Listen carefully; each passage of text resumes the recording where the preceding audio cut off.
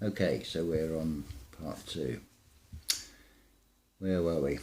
I was going to go on to talk about some other aspects to this. So yes, this whole idea, this is partly what is sort of a question of, have I covered this in a video? At the same time, I was thinking I really should create a video on this. So another one of those coincidences, synchronized thoughts, call it what you will. It's so easy to get lost in the terms and the labels and miss the fluidity and the performance of these things, how it all clicks. So the question was about Judgment Day and this whole perception of this vengeful, wrathful God. No. This energy source is neutral. This is why you have this green neutral theme that's being played out.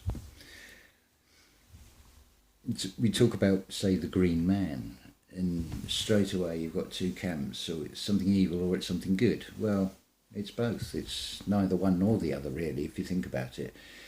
A green man would imply growing a garden, but there's going to be a harvest, obviously, as well. But it's not like this realm where you're harvesting, where you're killing something. You're harvesting to take to the next level. See, this doesn't stop. This just keeps going and going and going. This keeps running. So getting back to this wrathful, vengeful. Imagine, if you will, it's pretty much shown on a lot of these adverts, these glamorous bright light casinos, and you've got that green felt table, you've got the dealer with the cards, and it's all nicely fanned out as a semicircle of cards. Well, that's interesting, that bit. It might look glamorous, but it's like Hollywood, it's like Las Vegas with glittering lights. They're false lights. It's that first part, the physical body. It's your life story being laid out. Now you hold the cards. What you get is your life story over 3.5 days played back, but you get to feel how you made the other person feel. Tenfold. And from that, you got options of where you go. So you can come straight back into a very similar realm that may be conducive for that spiritual growth. This is the cleaved apart, the breaking of the bread. It's the looking inside for the light. And if the seeds haven't grown, they get replanted, and then you get a seamless transition. You'll get a backstory with a childhood that you never actually had. Because you're not the exterior of the book. You're not the cover of the book. You're the contents. You're the text in the middle on every page. You're a chapter. You're an ongoing chapter. Just like books, because they're part of this material realm, that outside cover might need replacing, and it'll have another cover, another personality, another physical appearance attached to it. It's a wonderful game. But it's a macro and a micro. You've got the power and ability to create. So what do you want to create? What's emerging is absolutely beautiful. See, here's the juxtaposition, the mirror, the reflection, and the actual mirror itself. The external is giving you quite a horror show, quite a mixture of horror shows. We'll gloss over them because there's enough of that being talked about, to be honest. Let's let's focus elsewhere. Let's look at the actual mirror, because the mirror is also a projector screen as well. It's two-way, after all. One's a two-dimensional, one's a three-dimensional, but you're four-dimensional. In a three-dimensional experience, that's a 7.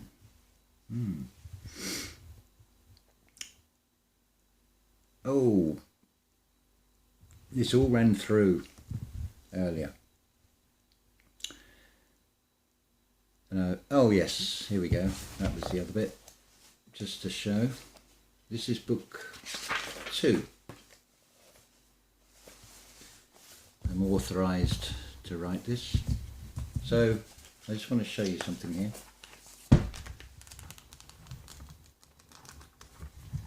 I think it's safe to say that it's not all been written today. Now, somewhere in here, if we can find it. Bear with me a moment.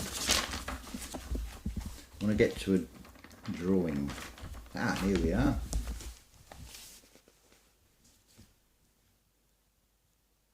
That's the drawing. Oh, and this book 4 as well, just to more sort of like a diary form, that one. I haven't written anything in it for a while. I've put a stop on the writing. Just based on the hunches and things, because understanding the power of what can be created and committed to paper. It's all written in capitals because I thought I might as well capitalise on the whole thing.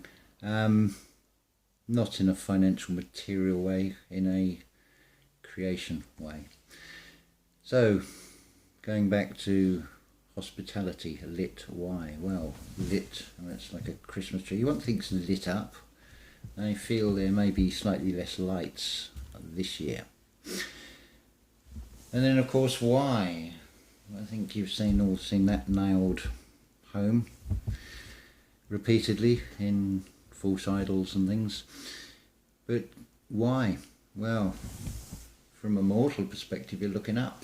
You're asking why. Now, it's shown so many times you've got a sun eye and a moon eye. So they're sort of both up there. Now, above that is an A. There's a sort of an upward magnetic, as it were, a Polaris, a pole, as it were. And it's all about balance. So you're actually moving. So you've got this shape and you've also got this shape, which forms a diamond. Twinkle, twinkle, little star, how I wonder what you are. That is the wonder. Up above the clouds so high, like a diamond in the sky, the heavens, within the skull of Golgotha. So you just want to get to the centre of that diamond.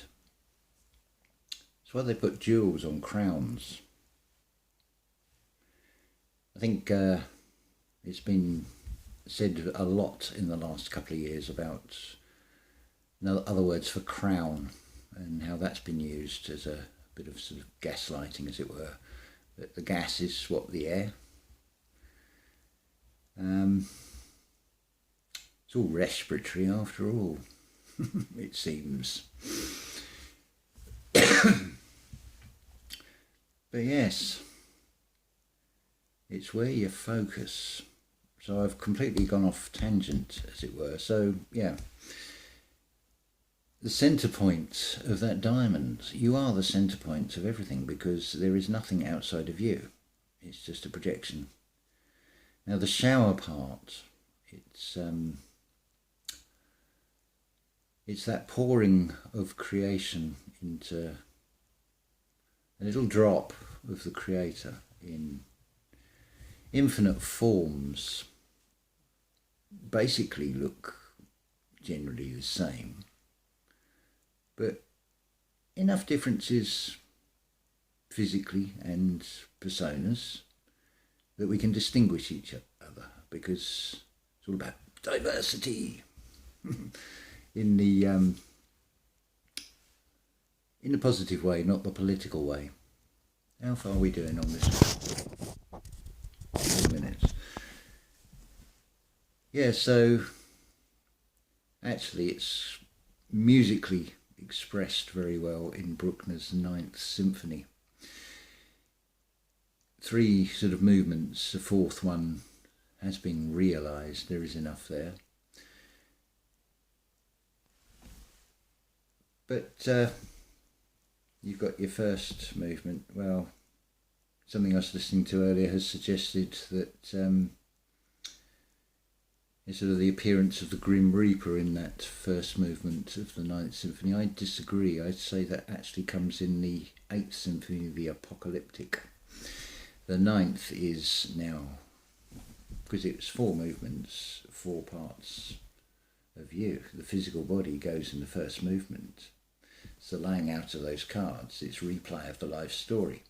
Now here's the thing. You can hold the cards because it's not about coming into this realm and being good and not making a mistake, because we learn by our mistakes. It's just whether we repeat those mistakes.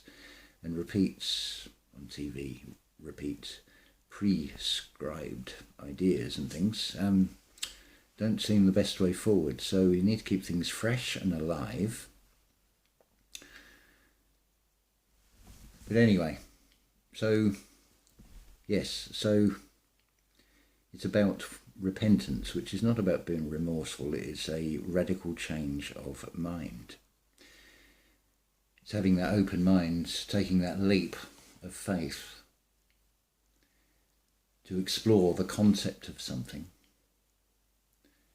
which prepares you for the experience. It's no different from learning the theory of driving and then actually getting in the car and having the experience of driving.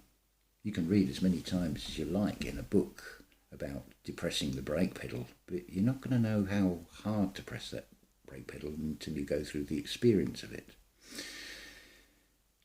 So, yes, so you've got that. You've then got the ethereal body will start to split off, and the eye organisation, and then the astral. The Trinity, which is those 3, the etheric, the eye organisation and the astral will go off. They will go to the experience between death and birth, whereas the one that's tied to this realm, the physical, the 4th part, the 4th element, goes from the life to death experience, but it remains here. As a corpse, it remains, because it remains. It cannot leave this realm. It's to boldly go where no man has gone before. The physical man, it can't go where we go. But think like a child.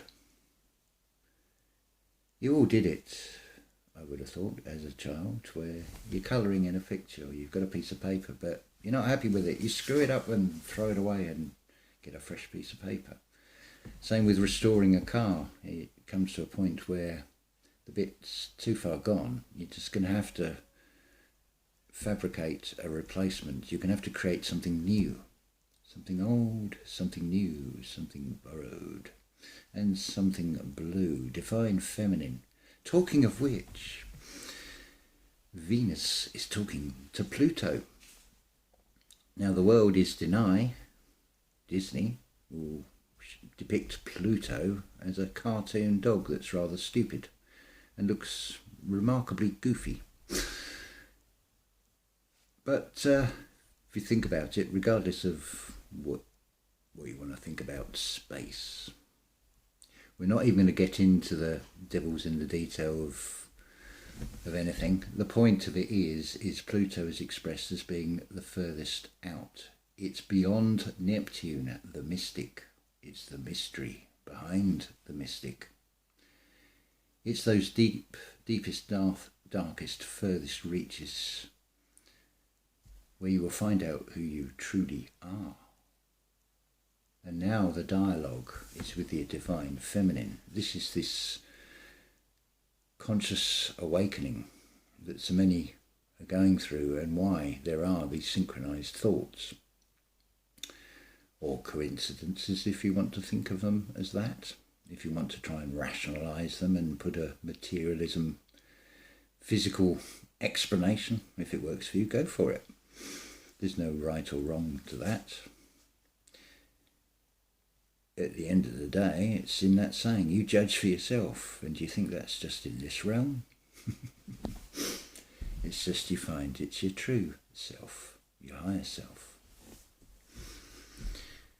Because the higher self knows. It's just that dialogue, that communication. It's all in the tones, it's all in the colours, not least in music. There's I'd say D, the key of D, major or minor. D minor is quite sufficient when you know what D is, and I'm not going to spoil that for now, that's a separate video, but a very interesting one. But again, it's only a conceptual way of explaining.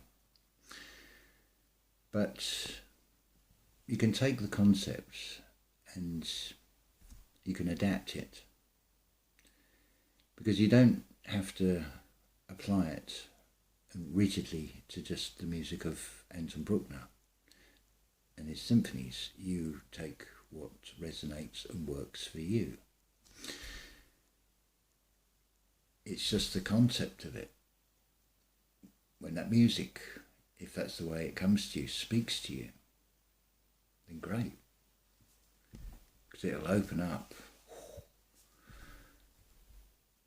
There's no way to even describe it. There really isn't. It's as much, and it's actually a very good thing. So it was suggested, it was actually a BBC Radio 3 broadcast, that how there is a phrase in the third movement of Bruckner's Ninth Symphony that although there's a 10-year overlap between Bruckner and Vaughan Williams, who wrote The Lark Ascending, and it's almost like a quote from Bruckner. There's no way going with the historical information that Vaughan Williams would have known about Bruckner. So are we talking synchronized thoughts? Are we talking coincidence? Or is there something more? Is it Bruckner having the vision to see into the 20th century? Is it Vaughan Williams tapping into a thought wave? This matrix, that crystalline structure that the five senses can't see any more than they can see radio waves, Wi-Fi's, signals, or whatever.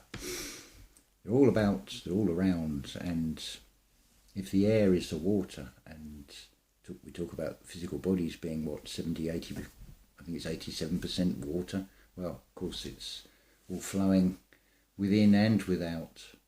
So these thought waves, perhaps they're piggybacking off the internet. Perhaps that really is the Achilles heel of the perceived dark side, that it would make sense that the electric can be overpowered by the dielectric and the magnetism. It's spoken about and I've spoken about this, so I'm not exactly sure of the exact figure. It's something like 1.4 volt per cell, so it gives you something like, I've heard figures of 30 trillion and 50 trillion volts, as it were. That's an awesome power, and I don't think there's anything in the material realm that could even get close to that, not even the overhead pylons. They're only carriers, but there again, these physical vessels are carriers as well. They're receivers and broadcasters, some publicly, like I'm doing with a YouTube channel. I say I, as in the persona part in that bit, but it's I'd equate it to like a parachute jump. The first few times you land, the landing's not going to be too clever, and if you don't roll with it, it's going to hurt, but it gets easier and you can pull yourself back in. But that split with the four parts of you. Those waking moments, it's like part of it is like, oh, back here again, or oh, I don't really want to get out of bed. That's probably the easiest, most recognisable sign of it. So yeah, I've talked long enough now. Well, we've gone up to 20 minutes on this one.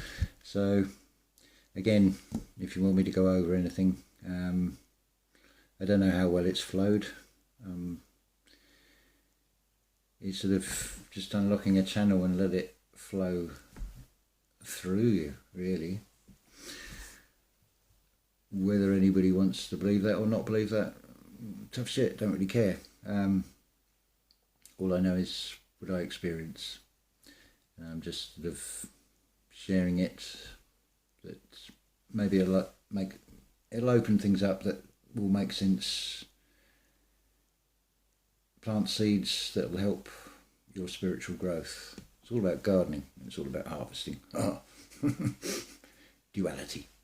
But it can be done in a nice way, can't it? It doesn't have to be done in a malicious or malevolent way. It can be in a be no violence, benevolent way. Again, the difference between hospitality and hospital. So, love to you all, and I hope this has made some sense at least, and helped you in some way. So I say ta-ta for now.